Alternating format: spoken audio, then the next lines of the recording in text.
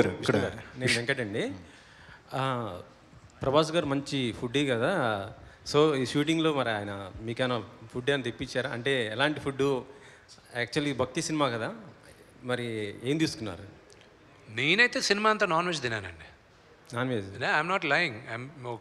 ఒక బికాజ్ నేను ఆ బాడీ మెయింటైన్ చేయాలంటే I had to eat a lot of protein and I'm non vegetarian. And అది తప్పు అనిపించలే నాకు. అండ్ ప్రభాస్కి ఏం తినిపించా, అతను నాకు ఈ సినిమాలో ఏం తినిపించలే.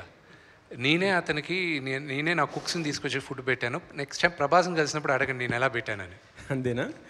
సో ఇటీవలే కుబేరా రిలీజ్ అయింది, మంచి సక్సెస్ అయింది. ఇప్పుడు కన్నప్ప కుబేరా ఎఫెక్ట్ పడే అవకాశం ఉంది కదా? I don't know. ఈ సినిమా జనాలు, that's a different genre, this a different genre.